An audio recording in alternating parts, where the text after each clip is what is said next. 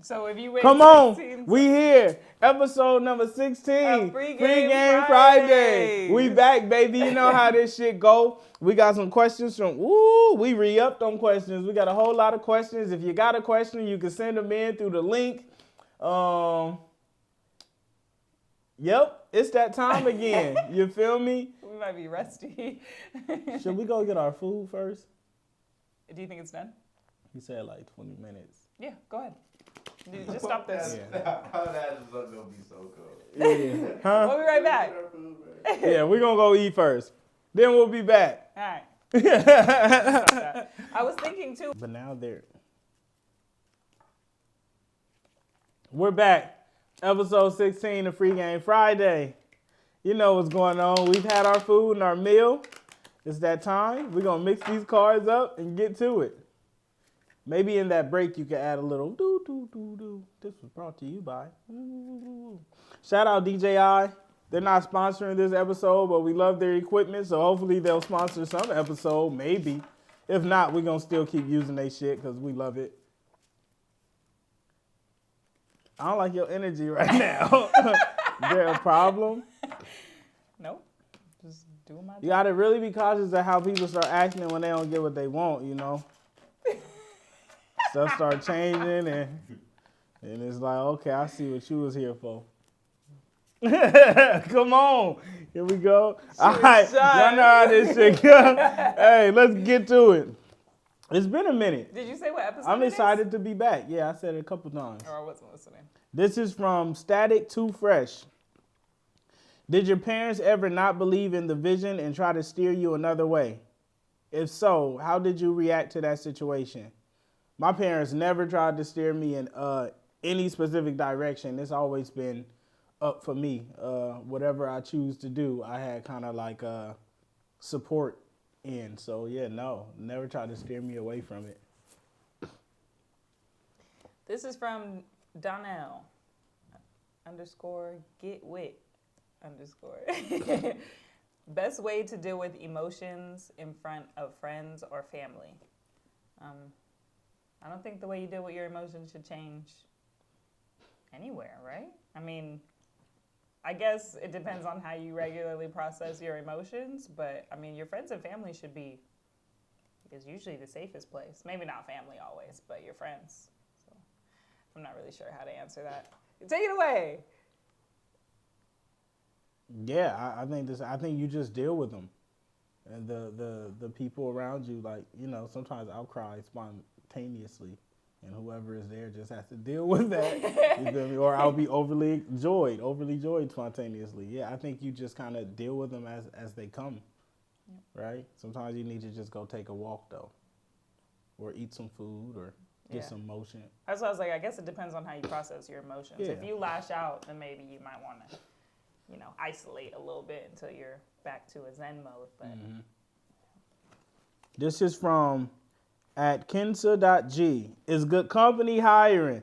Man, Goodcompenny is always hiring. If you fire, we just hired Splash. You feel me? We always bringing new people in the mix if you fire, but we don't have a standard hiring process. You really got to do something great, and we see it, and we like, hey, we really fuck with you, or we just love your energy, and next thing you know, you on the team. So, yes and no. it's got to be both. You got to be able to do something great and have great energy. Mm-hmm.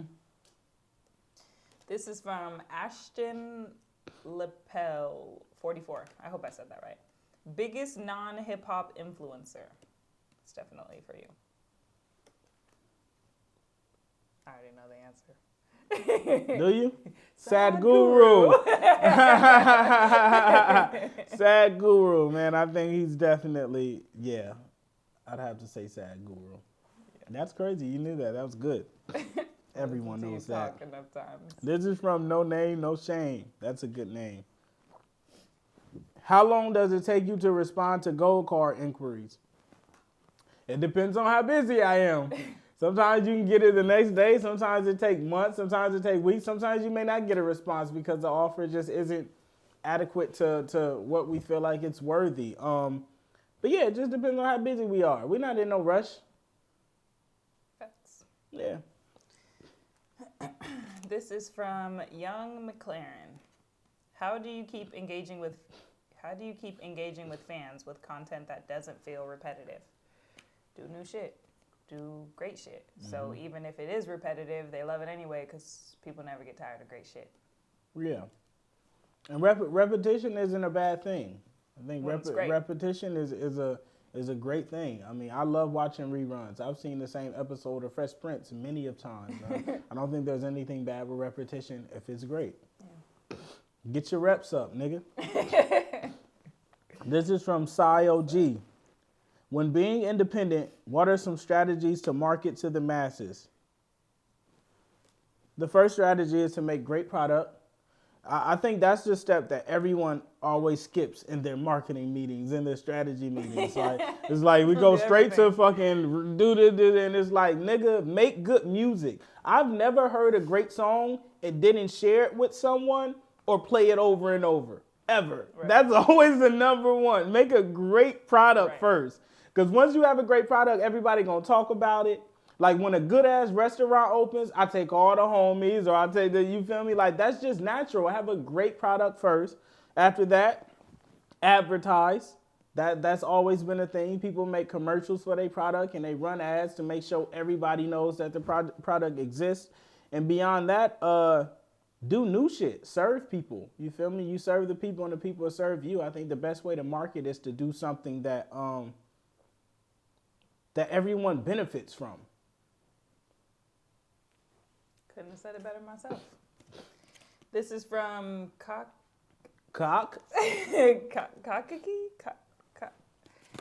All right, I'm not gonna keep saying it. What best way to release a single as far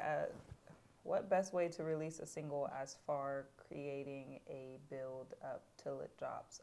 As for creating a build up till it drops. We don't really do that, but the one time that we did do it, we got it submitted early, so that way, you know, on like Spotify and Apple Music, it shows that a release is coming and it shows the release date. Best way to release a single as far as a build up. A single? Just a single? For build up? We don't really do a lot of build up. We always I don't know if you have to do too much build up. But I guess because I mean, like we do, and Coi Leray, I see her do the same. Like Coi Leray make videos to a song that's coming. And you know how before shows, Malcolm will play straight out and people be like, "What the fuck is that?" Right? Yeah. So I think just having the song that you're about to release leak actively in things, right? Leaking it yourself, having it in the background while you're in studio sessions, or putting it as an add-on song to some content that you create. Just having that shit playing so people get familiar with it. A lot of people ask us for Again. That shit ain't out.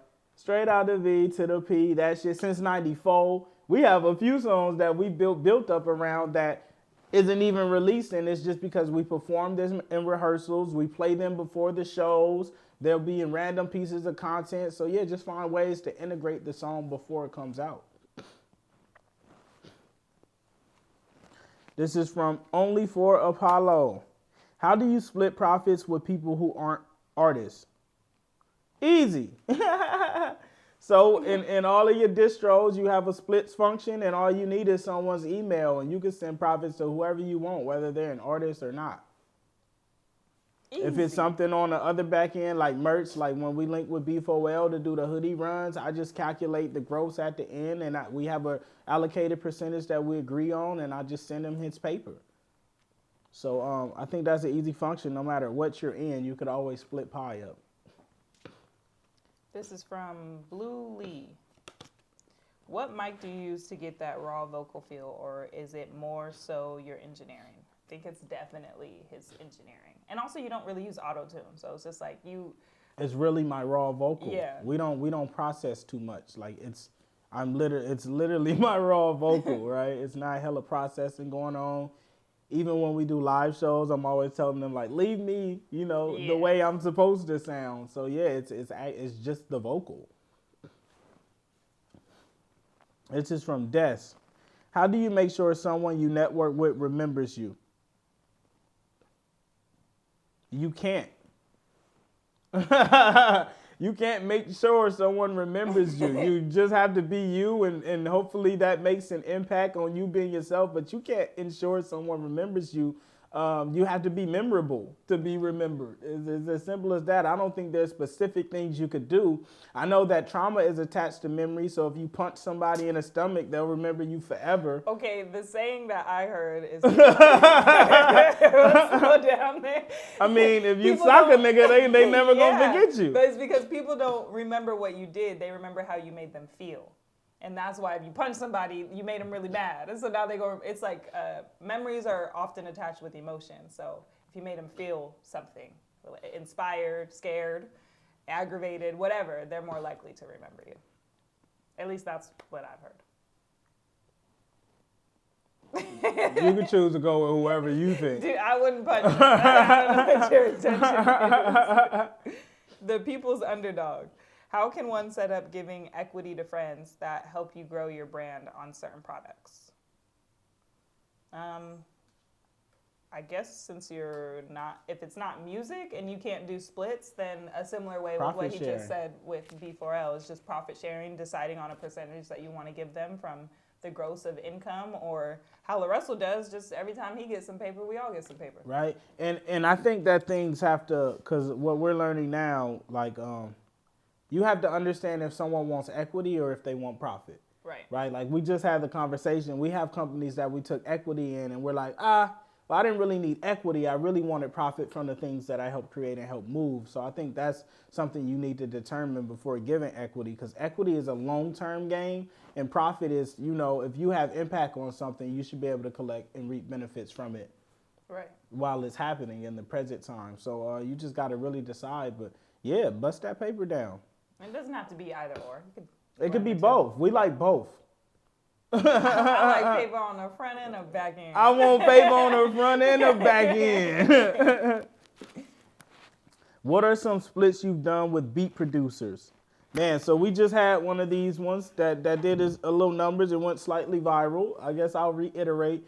My producers, I give them 25% of the master, 50% of publishing, 50% of sound exchange. Which I'm hearing is very revolutionary, because in the industry, they usually get no points or 1 point, which is absolutely insane. If you're a producer out there and you getting 1 point on the master, man, go somewhere where they value and appreciate you. Right. That's absolutely insane. That's crazy. And you got to think, in a label deal, if you get in 1 point, you're getting 1 point of the artist's share, which is generally very small. Right. So you're really not getting nothing. And that's the beautiful thing, because if you're working with an indie artist, 1 point is actually a decent amount of money. Right. But when you're working with the label artist, 1 point ain't shit. But yeah, you feel me? We do 25% of the master, 50% of pub, 50% of sound exchange. And that percent is always malleable. You feel me? If it's a producer who feels they deserve more for whatever reason and it makes sense, then we could do that. We don't have any set splits. We could take this shit wherever. We just do what makes sense. We do what makes sense for everybody. This is from Dan Tay Owens. D the truth for real. Is Goodcompenny a record label as well? If so, what does it take to get signed? We are not a record label. We just help niggas. You do not have to sign somebody to help them. If you love what they do, figure out your skill and how you can apply it to what they do to be able to help. And everybody wins. You do not have to sign a nigga to help them. People can help you without signing you Right. and taking ownership of your shit or making you recoup and pay them back for helping you. Right. You can help people without that. Don't let these niggas believe you have to sign to them for them to help you. If they really want to help you, they will help you. We just want a percentage on the shit that we help create. That's it.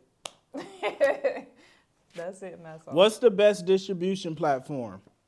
The best distribution platform is whatever platform works for you. There is no best. They all have their strengths and their weaknesses and their specialties. There is no best one. It depends on who you are. I think that the best places are always the places that have the best people. Man, that part. The best places are the places that have the best people. Right? Sheesh. A bar. This is from Suli.Corleone. This is a long one, so. Oh, my mic dropped. A mic drop. Right?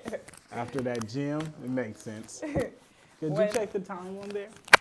You gotta press. You see where the red is? Press No, the it's button below a it. counter. 15 minutes. Yeah. Okay. When you are creating, do you feel the pressure of making your record more meaningful than the ones in the past? Or what improvement would you like to see yourself make as an artist rolling into next year? I don't know why there's an or. 2 questions. No, I don't try to make it more meaningful than any in the past. I'm not trying to compete with my music because I feel like some songs are just you can't beat a Do That Little Dance and a 20 Shots and a Premonitions and a Cage Story. Like, I'm not trying to top those records. When I'm making new records, I'm just making new songs that have their own space and meaning and message itself. What was that second one? What improvement would you like to see yourself make as an artist rolling into next year? Well, this year. Excuse me. I don't have none, really. I just want to keep going and keep making music, and hopefully I keep getting better and honing my craft. I feel like my sword gets sharper after each album. You know, we just said recently I've been doing some of my best rapping. Yeah. You know, and that only comes through repetition. So I don't have any specific improvements. I just want to keep getting better. Oh, this is for you. Is this the same person? I don't think so. No? I don't remember saying George. It's just from Hadia George.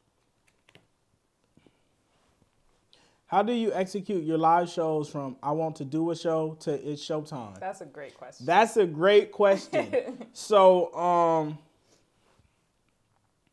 generally it starts with the idea, right? We're like, okay, I want to do this show. If it's at a venue, we either hit one of the booking agents we fuck with, or we go to Indie on the Move or Polestar, and we find who the booking agent is, and we reach out and tap in. From that point, you usually have to negotiate if you want to do a rental or a door deal, what type of breakdown, all that shit. Once we got that solidified in a date and we're like, all right, we doing this, we usually create a runner show. You send that runner show to them so they know what time you're loading in and you're sound checking and all that good shit. And then I figure out who all needs to be at the show. If it's a big moment and we got to figure out transportation, whether we're doing a bus or a Sprinter or we flying in or we all drive in separate cars. Everyone loads in that day. We do sound check and we prep. We set up merch. We usually sell out and then we go home, celebrate.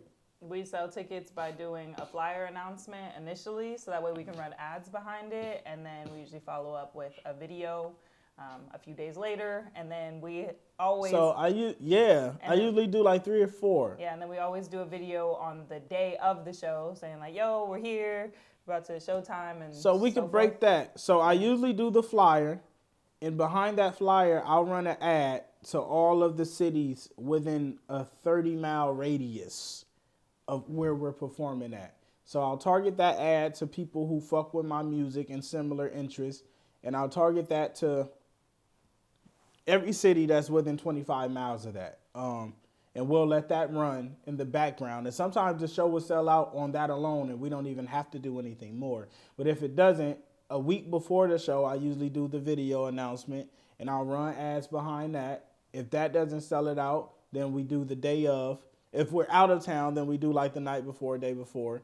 And then we end up doing one the day of. And on the day of, when I do the announcement that the show still isn't sold out, I run a $500 ad for that day. And usually it doesn't clear the 500. Like by the time the show starts, the ad is probably only at 100 if it got approved. So yeah, man, whenever you throw on a show, whatever your cost is to throw the show that you have to spend, you should be thinking to spend a quarter of that or a third of that in just marketing. If a show costs you $10,000 to show, you should be doing $2,500 in just ads and marketing to make sure people show up there. Yeah. You feel me? That's how you're going to be able to get over your yield and make sure this shit is worthwhile. Do you think that, damn, I can't think of the word now, but you know, like the street team, do you feel like they're valuable still at this point? Well, for you. Yeah, I think it depends on the type of show. Like, you got to think, like, the Stockton show, we didn't do nothing. They street teamed that. They was outside. Yo, LaRussell composed. But I'm saying for like the shows that you throw, because we don't ever. For me, I'm not sure. Because, you know, we'll go do a show and some people be like, man, I didn't even know you was out here. And I think that's where a street team is valuable because it's people on the ground in the area like, yo, y'all know he coming. Right. So I think it is of value, but at our state now, like we also sell out shows extremely fast without it. So I think it's of value depending on what level of your career is. I think it's always of value. If you got niggas outside in the area saying, hey, bruh, Right. coming, then yeah, I think it's worthwhile. Yeah. I wonder how many more tickets you would sell if we did street teams as well. Or maybe our. Anyway, another question. Go ahead. Or is it me? I think it's you. This is from Ashton. I think we already did a question from them. This is from Rama. When you use a YouTube beat, how do you do splits? Same as any other. Usually in the YouTube beat, they'll have like their contact information, so he'll know what email to send their split to. But yeah. Yeah. And usually they request the same on publishing. They want 50% of their pub, and I don't even think they account for Sound Exchange on there. But yeah, you just have to check their lease terms. Some of them have different splits that you may have to change. Some of them don't even ask for a split of the master because they're not used to receiving that. So you just got to check the lease terms. But if you use it without leasing it or buying it, then just do right by them niggas. Give them half of their shit because they help create half of the song. Somebody didn't put their phone on Do Not Disturb. That's crazy. Not just kidding. Now you got up to answer it. What's up, bruh? That's crazy. Okay, for sure. She's over there with my mother. I'm at the shop shooting something real quick. All right. Ugh. Is it on me? I'm just kidding, yeah. You don't get a break when you're the boss. This is from Tazzy Online. When is the best time for an artist to start selling merch? As soon as you have demand for it. As soon as you have people who support you and want to buy your merch, it's a great time to start selling it. When people start saying where the merch at, Right. you might want to drop it. This is from DJ_BJ2E. What does it take to be an opening act for LaRussell? You got to be great, and you got to be doing great shit in order for him to find you and see it and be like, bruh, you got to come out to a show. That's how he does everything. Just be great. That's really it. Every nigga who's ever opened for me is someone that I seen, and I'm like, bro, I really fuck with your shit. Just pull up, or it ended up being a homie through them having great music. So yeah, that's the only way. The only way. We don't do no pay for play. You can't email and get on. None of that shit work. Like, I have to see you live and direct and be like, yeah, I want you to open. No other way. This is from Zovstradamus. How much of budget should be focused on marketing in the beginning? I think 25 to 50% of whatever you're spending to create your product. That's fair. I think that should always be the rule. Like, whatever you spend to create your product, you really should be spending that, if not more, to make sure people know your product exists. I always spend more money to market my product than it takes to make the product. Always. So yeah, I mean, if you playing in a smaller ball, I'd say 25 to 50. But if you trying to really play, go spend it. Whatever it takes to make your product, make sure you spend that shit to market your product too. 40K on ads, nigga. This is from Greta_Trey. In your opinion, what makes a great artist? You feel it. It's kind of hard. I mean, you might have a different answer, but yeah. I mean, yeah, you just feel it. They just have great stage presence. They have great energy. First and foremost, they make great music that moves you, that you can relate to, that you enjoy. Yeah, they're personable. Just yeah, I think a great person. A great person, usually. Yeah. Start there. Yep. in some way, shape, or form, right? Because a great person just kind of, the art comes out differently. They see the world differently. They hear things different. They experience life differently. Yeah. So in some aspect, it takes just a great person. This is from @_Big Von MF. How can a producer link with you?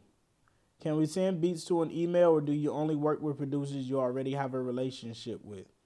No, I use new producers all the time. As long as your shit fire, you could end up getting used. I have a folder on my computer. I go through my email ever so often, and I just save a bunch of beats that was sent to me, and the ones that go crazy and I fuck with, I end up hitting a nigga and be like, yo, I just did like 5 of yours. I want to do a project, and usually that's how it goes. You just got to have some fire. Flooding the email, I guess, kind of works because I found some gems there, but it doesn't really work. You really just got to have fire. Right. Most of the producers I work with is because I heard their shit on someone else. I found Taupe through someone else's shit. I found Dom through someone else's shit. So, yeah, most of my favorites, they come to me through a reference or through some other shit I heard. Yeah. He does like check 3 the more. email, though. I do check the email. But I be blocking niggas too when they over excessive. Unsubscribe. This is from Baby Globin? It's not Goblin. It's okay. How do you treat writer's block / lack of confidence in what you're creating?